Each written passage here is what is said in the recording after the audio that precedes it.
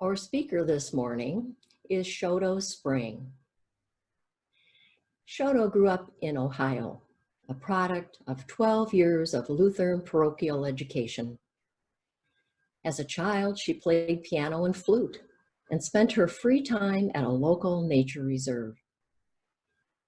She went on to get a physics degree, and only later would she realize that this course of study would be a substitute for Buddhism.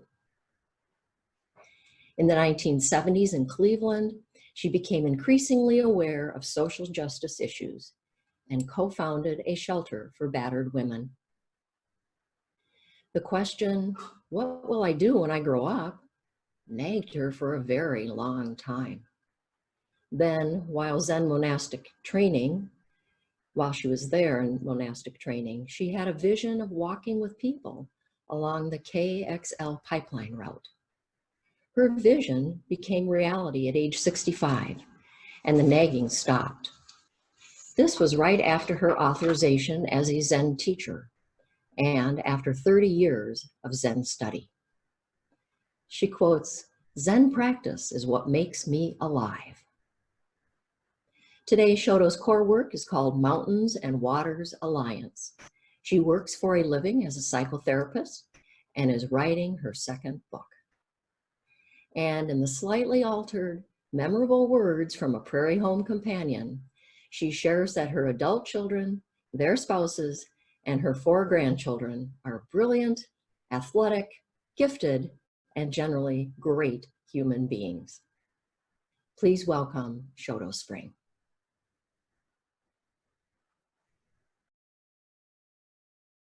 Good morning.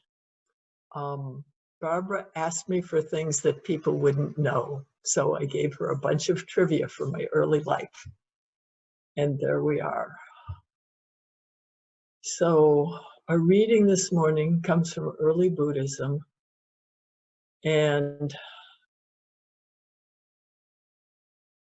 I'm still kind of shaking with the fact that we've had our first COVID-19 death in our broad community. And so I offer this. It's called the 5 Remembrances. I am of the nature to grow old. There is no way to escape growing old. I am of the nature to have ill health. There is no way to escape having ill health. I am of the nature to die. There is no way to escape death. All that is dear to me and everyone I love are of the nature of change. There is no escape from being separated from them. My deeds are my closest companions. I am the beneficiary of my deeds. My deeds are the ground on which I stand.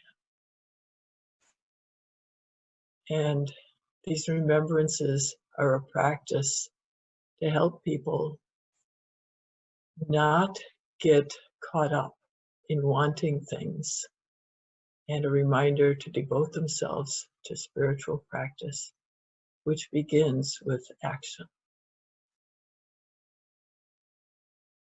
So this is our Earth Day service, and it's 50 years since the first Earth Day, which I attended with a baby girl in the gymnasium at college. At that time, there was so much enthusiasm and hope and energy, and also anger.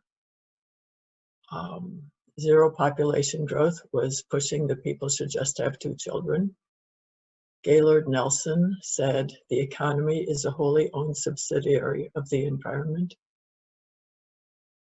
It seems lifetimes ago, but it's all still true. If then I had even remotely imagined that we'd be here now, I think I would have done something. But I trusted that somebody else was going to do it. And I trusted technology. I wish I could have that simple trust back, but reality has gotten in the way, and we're now paying the price. We didn't say no to things that didn't work. And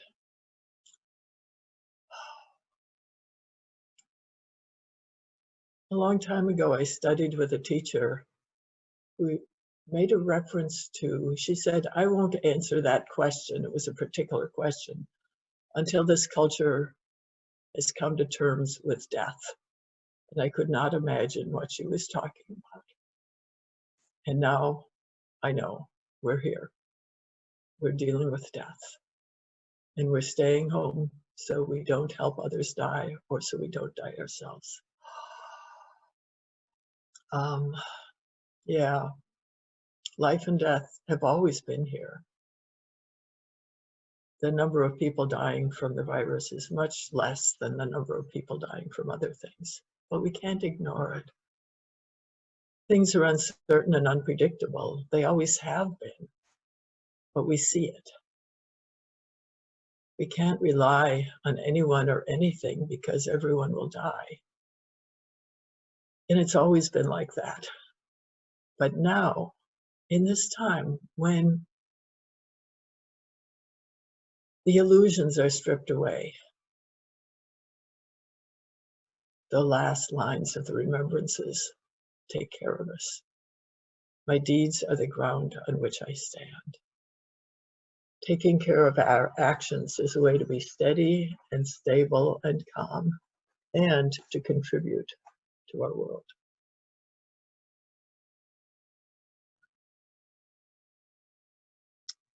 So the coronavirus focuses on the lungs. In Chinese medicine, lungs are grief. Grief is frozen sorrow. Etymologically, it's got a quality of piercing sadness and an association with injustice. So I was thinking about lungs and grief and our collective sadness. What is it that we are mourning? Because what I see here is a whole people, a whole world of people mourning with our own bodies. What are we mourning for? We're giving up entertainments, not always happily, and we're considering how to care for each other and how to survive. We're mourning with our lungs, our coughs, and our fevers. So what are we mourning? Well, some things are obvious. Poverty, the increasing violence against immigrants, against people of color, against certain religions, against trans people. You know, some people are chosen to be targets. There are chronic illnesses now that are clearly related to environmental factors. We don't know what kind of future we have. That was true before the virus came. Now it's in our faces. What kind of future will our children and grandchildren have with climate change? Now add the virus. In my life, I have drunk water directly from a lake or river. In my childhood, I was safe to grow up roaming in the woods.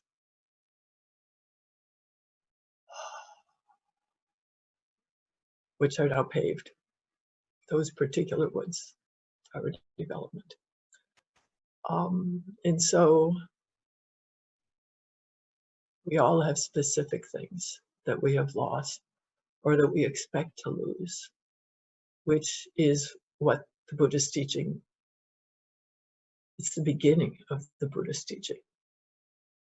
I want to go back a little further below those specific losses. I want to say our core grief is that we don't trust the world in which we live. Adam and Eve in the story lived in the garden and had everything they needed, but they wanted something else.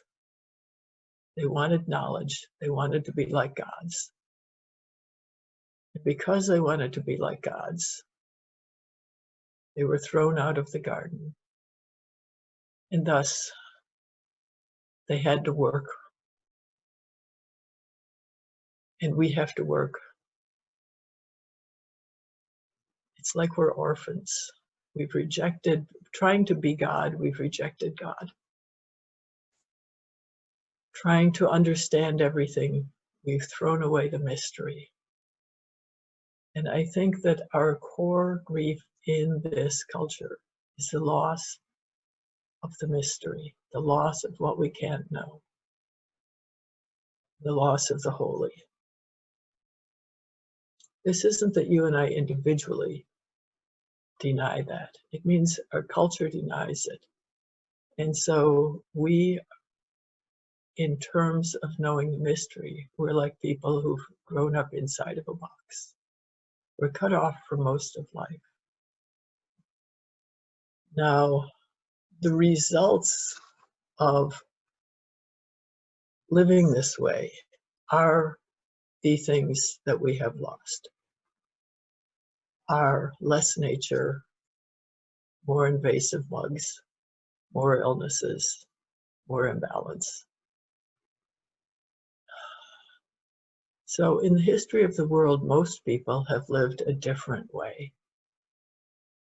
And that's what I was going to talk about when I titled this talk before coronavirus had arrived. We call those people hunter-gatherers, or pastoralists, or horticulturalists. It was a curse to be thrown out of the garden to do agriculture, but it was also a natural result. And Daniel Quinn invented the phrase living in the hands of the gods to describe that way of living. In the hands of the gods, you are part of a community that includes more than just human beings. Every member of that community takes care of every other member. You have a right to exist, and so does everyone else. You compete with the others for food and space, but you don't wage war on them. And this works. It has worked for millennia. Humans lived well that way. There are no guarantees. Individuals will die. If there's a drought or a flood or a blizzard, some people die, just like some animals, plants, and trees die. But as top predators, those humans, the hunter-gatherers, lived by culling the old and sick from the herds of other animals around them, and by gathering the surplus of plants, and by carefully maintaining the well-being of the host population for both of those groups. I remember something said by an Inuit who lived in the Arctic, and he said, "It's abundant here.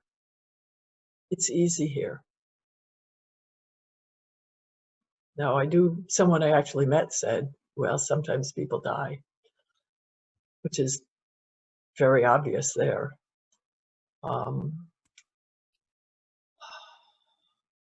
But control. Control is a characteristic of this culture, and control is not the characteristic of that other way of life. In that other way of life, you rely on the gods, on the spirits, on the mountains, on the animals and plants, and the other humans. You rely on the microbes in the soil, which make it possible for plants to grow. You rely completely on the web of life.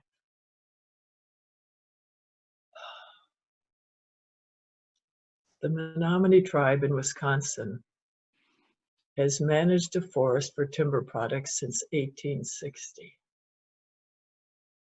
That forest is healthier now than when they started. Human beings know how to do this. We do know how to live in harmony with the rest of the world. It's our culture that doesn't know how to do this. And some people in our culture do, and some of us are listening to them. They give talks They give TED Talks, they give talks at Pioneers, they write books, and the majority of us do not know. And this is our loss, this is our sadness, this is what I think we are mourning. We're orphans, we're outside of the family. And the tragedy is that just like the child who is traumatized growing up, we can't see the gifts of the world.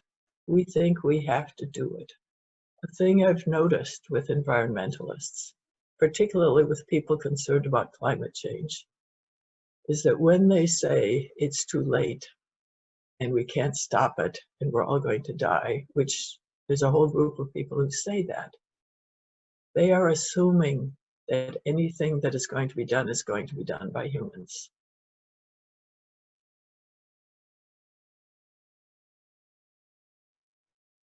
This is the voice of our culture. You are alone. No one will help you. And so you become a bully. Culturally, our culture is a bully. None of us here would be a bully. And I was trying to make that real. Smartphone. So the smartphone is really convenient. I know that it's made unsustainably with rare earths. I know that it's made by child slaves and then poisoned by making it. I know that somebody invented a cell phone that had neither of these problems and that I can't buy it yet. This phone exceeds the wildest fantasies of the science fiction that I read growing up. So there's grief. The hole in our society is the way that we rely for everything on the deaths of others. And we have to cover up this hole in order to go on with our lives. To use that phone, I have to not think about it.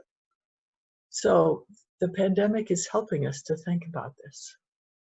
Suddenly we have permission to be sad and to cry.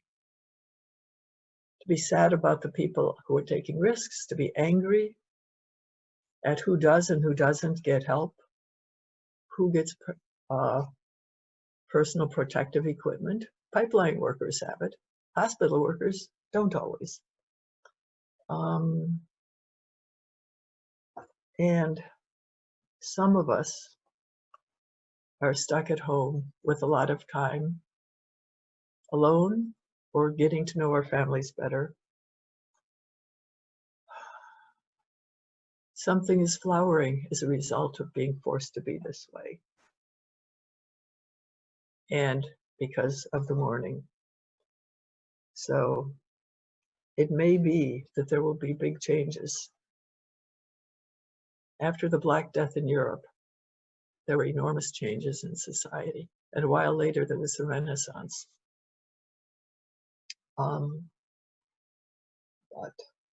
So we live this day as well as we can. And today's actions create the self who wakes up the next morning. And today's actions of all of us, you, me, our families, our pets, the squirrels and birds, the little flowers and sprouts and leaves coming out, everyone's actions are creating the world of tomorrow. So